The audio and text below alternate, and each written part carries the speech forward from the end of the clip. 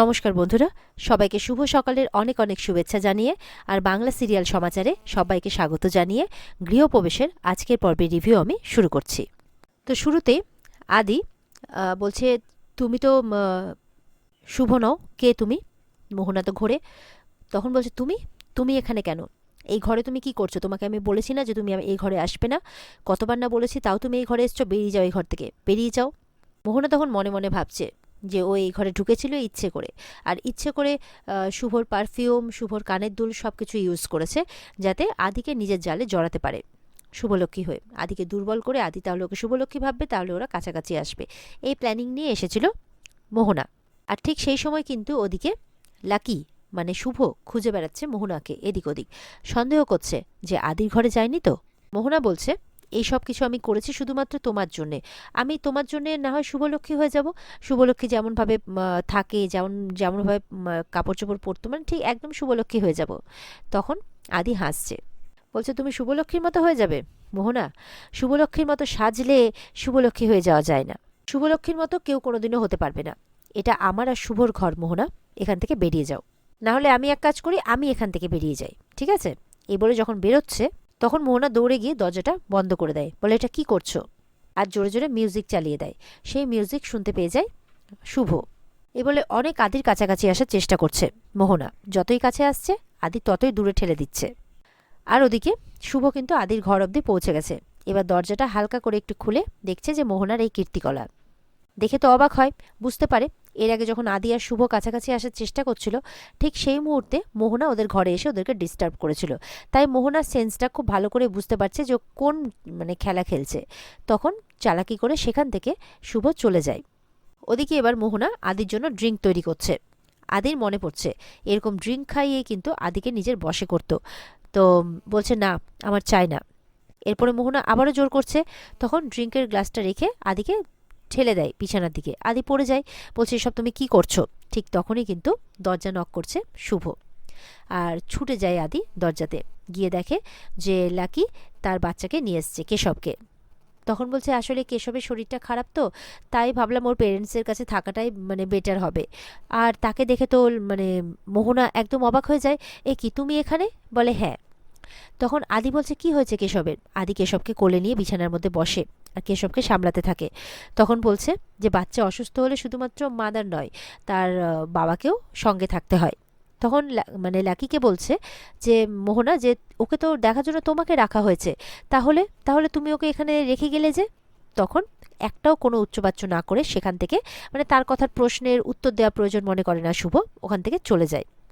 তখন মোহনা বলছে, আমি কি করব এখন? তখন আদি বলছে, তুমি না দুদিন পরে মা হতে চলেছ, আর শুভর জায়গা নিতে চাইছো, তো কেশব তো তোমার সন্তানের মতো, নিজের সন্তানকে নিয়ে তুমি কি করবে এরকম কথা তুমি বলছো? তখন মোহনা কথা পাল্টে বলছে, হ্যাঁ, না না, আসলে আমি সেটা বলতে চাইনি। আমিও তো আদিকে খুব ভালোবাসি, কিন্তু কি বলবো তোমাকে।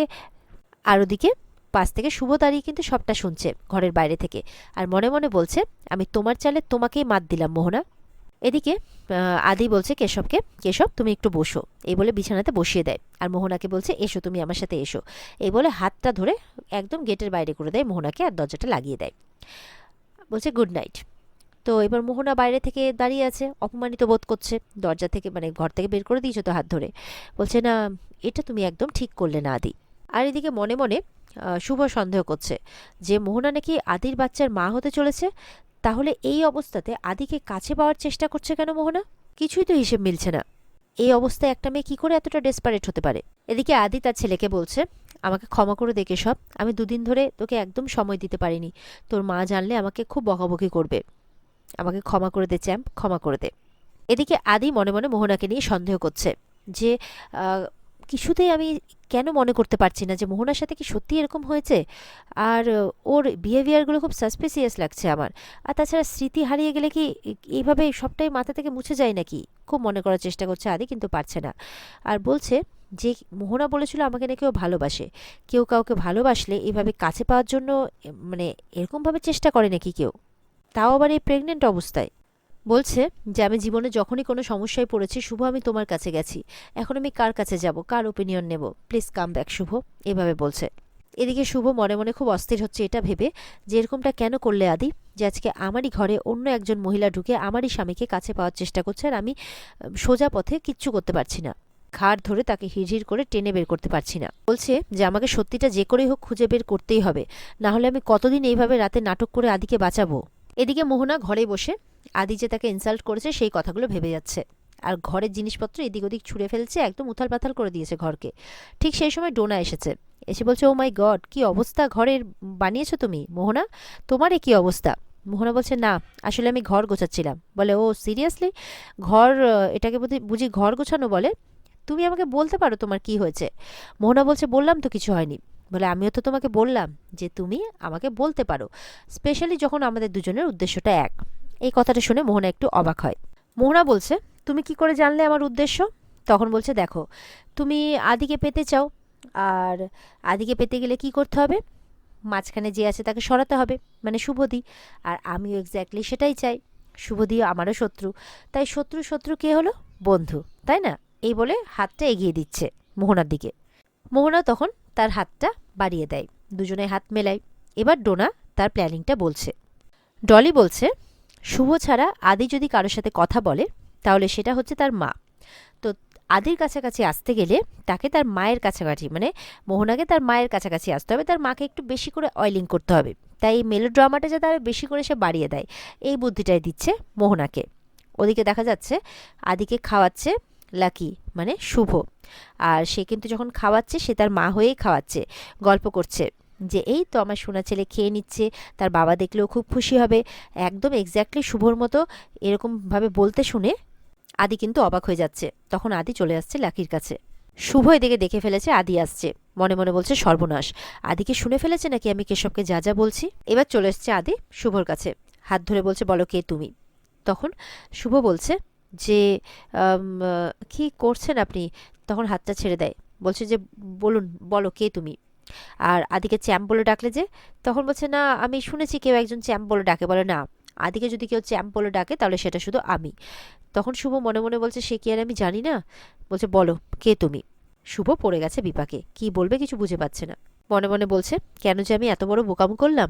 বলছে সত্যি করে বলো কে তুমি। ওদিকে শুভ বলছে গ্র্যানি বলেছে নাকি। বলে সত্যি করে বলো তুমি কি, কে তুমি আর কি উদ্দেশ্য? একটু আগেই তুমি ফ্লুয়েন্টলি বাংলা বলছিলে, তাই সত্যি করে বলো কে তুমি। আদি কিন্তু চিৎকার করে বলছে। এবার কিন্তু শুভ একটা বানিয়ে বানিয়ে কিছু একটা বলে দেয় যে আমি কিছু বুঝতে পারছি না যে আপনি কি বলছেন। দেখুন আমাকে তো মানে এটুকু তো সবাই জানে আমি একটু একটু বাংলা বলতে পারি, আর আমি লার্ন করছি। আমি আপনি যে কি বলছেন না এই সমস্ত কিছু, আর স্টেফনি আন্টি আমাকে অনেক কিছুই বলেছে এইভাবে। তখন আদি বলছে আমি জানি না, তবে আমি মাঝে মধ্যে একজনের সাথে কিন্তু তোমার মিল খুঁজে পাচ্ছি। এদিকে আদি আবার যখন প্রশ্ন করছে ওদিকে সৌমিত এসে ডেকে নিয়ে যায়, এই আদি শোন শোন, আচ্ছা শুভর কোনো খোঁজ পেলি? শুভ কিন্তু সেই সিচুয়েশনটাতে বেঁচে যায়, কিন্তু আদির নজর কিন্তু শুভর দিকেই। সৌমিত বলছে যে শুভকে ছাড়া বাড়িটা না আর ভালো লাগছে না, বলছে চারিদিকটা কেমন একটা এমটি। আসলে ওর প্রেজেন্সটা একটা পজিটিভ ভাইব, মানে সবার মধ্যে একটা পজিটিভ ভাইব দেয়, আর সেটা আমরা কোনোভাবেই ডিনাই করতে পারি না। খুব মিস করছে সৌমিত শুভকে। আদি এবার মনে মনে বলছে শুভর কথা ভাবতে ভাবতে কি আমার মাথাটা খারাপ হয়ে যাচ্ছে? তাই সবার মধ্যে আমি শুভকেই দেখতে পাচ্ছি, শুভ কেন আমার কলটা রিসিভ করছে না, মনে মনে ভাবছে। এদিকে আবারও কিন্তু শুভকে ফোন ট্রাই করে যাচ্ছে। এদিকে কেশবকে ঘুম পাড়াচ্ছে, আর মনে মনে ভাবছে শুভ যে আজকে আরেকটু হলে ধরা পড়ে যাচ্ছিলাম, আমাকে খুব সাবধানে থাকতে হবে। এদিকে শুভকে ফোনে না পেয়ে ভয়েস মেসেজ পাঠাচ্ছে। শুভ কিছুক্ষণ পর সেটা লক্ষ্য করে আর বলছে যে ফোনটা সাইলেন্ট ছিল, তাই আমি বুঝতেও পারিনি যে কখন ফোন করেছে বা ভয়েস মেসেজ পাঠিয়েছে।